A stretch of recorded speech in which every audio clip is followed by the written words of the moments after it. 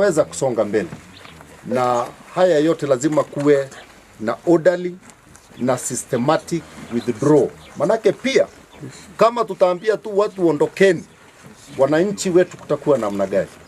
Lazima kuhakikishia wao usalama wao. Lazima kuhakikisha kwamba kama ni humanitarian agencies wamekuja kucomplement zile effort zetu tuko nazo. À la force régionale de l'EAC, mais le M23 est toujours perceptible dans les environs. Bien au contraire, elle continue à lancer des menaces contre les FARDC pour que les FARDC ne se retrouvent pas dans les zones dites tampons. Et le M23 donne de l'ordre vraiment dans notre pays comme s'il s'agissait d'une armée nationale. Et malheureusement, c'est notre propre défense qui sont en train d'humilier jusqu'à ce niveau. Et nous pensons que c'est inacceptable. Nous ne pouvons pas continuer à cautionner ce genre de comportement jusqu'à humilier notre armée. Et donc, le gouvernement congolais doit agir avant qu'il ne soit tard. Du côté de Beni, la situation à ville de Beni, l'incendie du marché de Mayangos au centre-ville, vraiment à côté des positions de la police et de FARDC, dans la zone supposée être la plus sécurisée. Jusqu'aujourd'hui, voici plus d'une semaine, on ne sait pas encore identifier l'origine de cet incendie qu'on peut qualifier de criminel.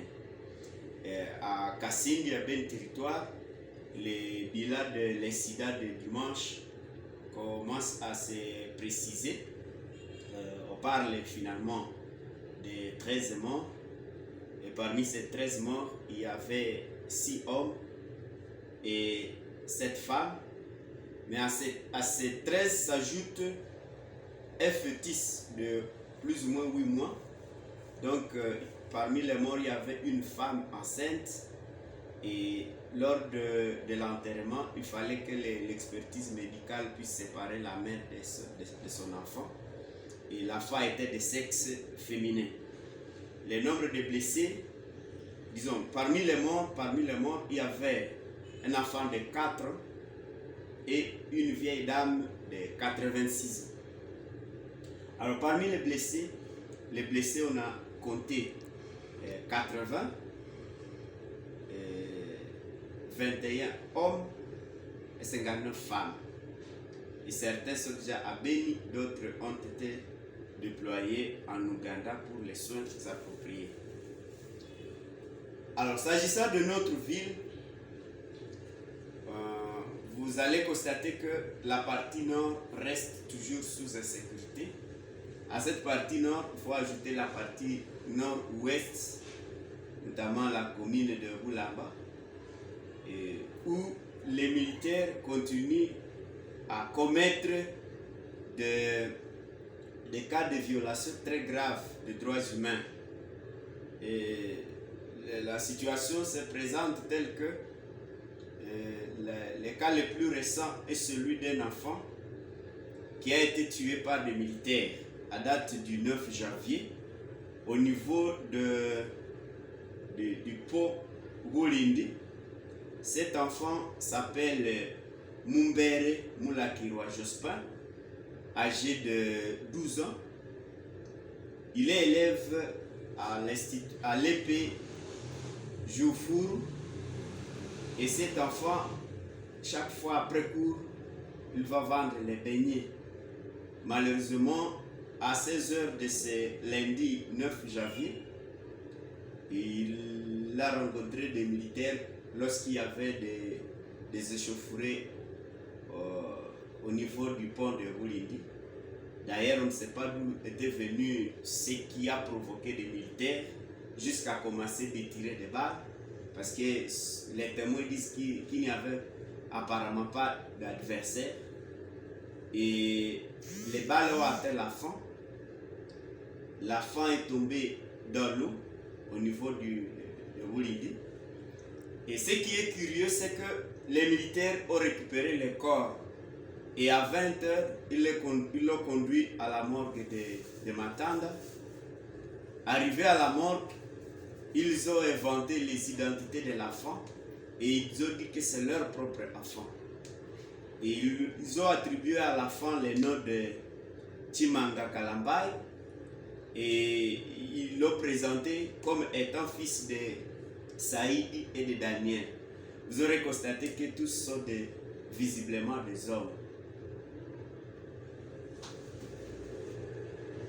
Vous aurez constaté que tous sont visiblement des hommes. Donc Saïdi et Daniel sont visiblement des hommes. Alors, jusqu'à cette date de jeudi 19 janvier, les corps est encore à la morgue de Matanda et les parents de l'enfant sont vraiment dans l'embarras, dans le désarroi, parce qu'ils ne connaissent pas comment ils pourraient être remis dans leurs droits. À côté de ces cas de meurtre, la société civile n'a cessé d'être alertée sur les cas récurrents de viols de femmes, d'occupation illégale des parcelles, des militaires qui sont en train d'occuper les parcelles des civils et ils les habitent vraiment comme on dirait des propriétaires. Et quand les propriétaires arrivent, il y en a qui sont en train de construire des maisonnettes dans la même parcelle sans permission ou occuper une des chambres de la parcelle, ce qu'on appelle communément en jargon local les châteaux. Et les militaires restent dans ces maisons en train de l'occuper et la population a peur de cohabiter avec ces genres de militaires qui viennent habiter sans permission ni autorisation des propriétaires de la parcelle. D'ailleurs, la population est en train d'alerter sur des probables enterrements clandestins dans la position militaire de Mihaki. Et cette alerte nécessite qu'il y ait vraiment des investigations des personnes indépendantes pour que l'on comprenne si réellement il y a eu ce genre de faits, des enterrements de ce genre. Et on signale également la profanation des cimetières au niveau de Kitatumba, où les militaires qui ont occupé ces cimetières commençaient à dormir sur des tombes et préparer leur nourriture sur les morts. Nous pensons que c'est inacceptable. On devra agir pour essayer de sauver cette partie nord de notre chère ville de Butembo. Et comme vous pourrez le constater, au niveau de Butembo, l'armée est en train de briser presque délibérément le mariage civilo-militaire.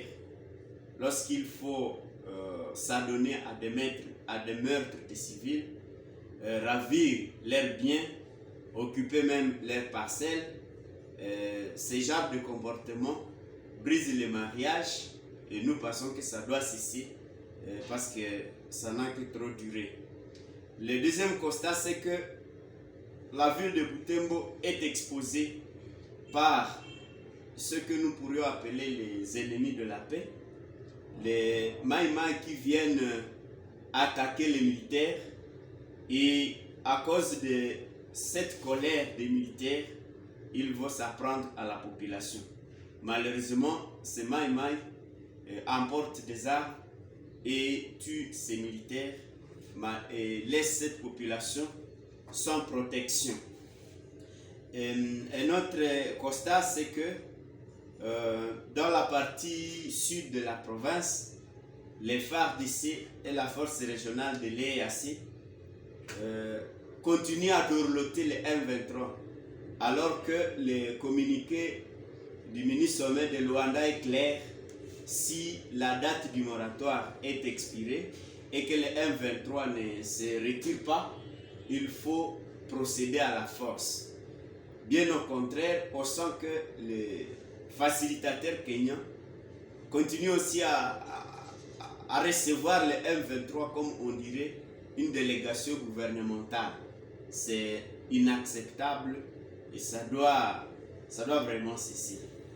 Du côté nord de la province, à Beni, on sent que les services de sécurité, les services de la défense continuent à utiliser les mêmes stratégies, alors que les ADF ont changé ou multiplié des stratégies. Et donc, on n'a pas trouvé de stratégie qui s'adapte au mode opératoire de ZADF. Et nous pensons que nos militaires doivent vraiment s'adapter à ce mode opératoire pour protéger efficacement la population. Et donc, comme recommandation, s'agissant de la situation de Butembo, en tout cas, nous demandons aux autorités militaires et aux autorités administratives de renouer le mariage civilo-militaire, renouer la proximité avec la population, et cela en relevant les militaires qui sont commis dans la partie nord. Parce qu'ils sont en train vraiment de commettre des cas de violation très graves contre les civils, et nous pensons qu'il faut les enlever de là et les amener dans d'autres endroits. Sinon, ils risquent de se réveiller un moment quand la population a décidé de ne plus coopérer avec son armée, et ça risquera d'être tard, ça risquera d'être grave. Aux groupes armés, nous leur demandons vraiment de cesser de continuer à exposer la population. Lorsqu'ils viennent s'attaquer aux militaires et aux policiers, c'est malheureusement la population qu'ils exposent. Ils doivent abandonner cette manière de faire. S'il y a des revendications, ces revendications doivent être documentées et canalisées auprès des personnes attitrées.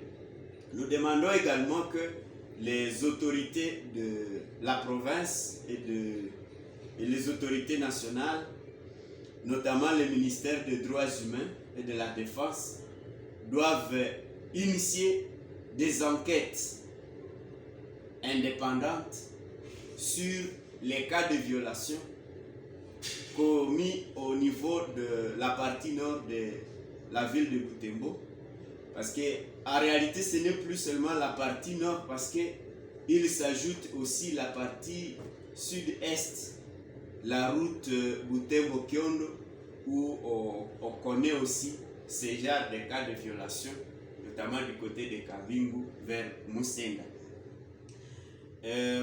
Quant à la situation générale de notre province, nous voudrions que nous demandons aux autorités militaires d'ouvrir le feu contre les M23, de les neutraliser et de les contraindre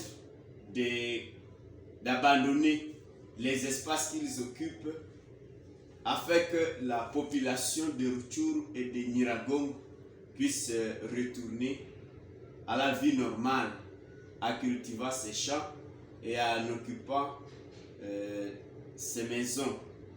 Nous demandons également que les autorités nationales, le gouvernement congolais, puissent clarifier les contrats qui existent entre la RDC et la force régionale de l'EAC, parce qu'à force de ne pas connaître les contours de ces contrats, nous risquons de penser qu'ils sont en train de venir nous sécuriser, alors que ce n'est pas le cas.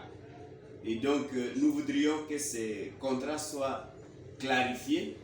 Et dans la mesure où cette force ne veut pas combattre derrière les FARDC, qu'elle soit retirée et laisser l'espace aux FARDC et à la population, afin que l'on puisse défendre soi-même, nous-mêmes, que nous puissions défendre nous-mêmes notre pays. À la population, nous demandons vraiment de maintenir cette vigilance et cette pression dans le cadre de la recherche de la paix, parce que nous ne devons pas baisser la garde, nous devons continuer à défendre notre pays afin qu'il ne soit pas cédé entre les mains de l'ennemi. Voilà donc, chers amis, ce que nous avons voulu partager comme communication avec vous. Tujulishe kama hali ya usalama katika mkoa wa Kivu ya Kaskazini unaendelea kuzorota, na hata kumekuwa mambo mbalimbali ambayo inaonyesha kama wakati ni mbaya. Kwa ngambo ya Masisi na Walikale kumeamka tena mzozo ya ukabila kati ya watu wa kuzungumza lugha ya Kinyarwanda na Wahunde na Wanyanga wakigombania mashamba, na hiyo mambo inapitika katika kijiji cha Buhoe mu groupement wa Loa Yungu kwenye sekta ya Wanyanga huko Walikale na pembezoni mwa mji wa Ntoto. Na tukumbushe kama vita ya mkoa wa Kivu ya Kaskazini ilianzia huko Ntoto mwaka wa 1993 wakati watu wa kuzungumza lugha la Kinyarwanda na wakaaji wa huko waliendesha vita ya ukabila. Kwa ngambo ya Nyiragongo na Ruchuru, ijapokuwa mwelekeo ya kusema wa M23 watoke katika eneo ambazo wanaikalia, kunaonekana kama hao waasi wanaendelea kuzunguruka katika hivi vijiji na hata hawayawahi kuondoka, wanabaki huko. Na katika mtaa wa Beni, tuseme kwanza katika jiji la Beni, hiyo moto ambayo iliunguza soko ya Mayangose hawajua kama ilitokana na nini, na hata ijapokuwa tunajua kama hiyo soko inapatikana katika eneo ambayo inazaniwa kuwa yenye kuwa na usalama kushinda zingine eneo, na kisa ambayo ilipitika Kasindi siku ya yenga iliyopita, fununu zake zimeanza onekana, kwani wale ambao walifariki ni watu 13, miongoni mwao muna wanaume 6 na wanawake 7, na katika wale ambao walifariki kulikuwa mama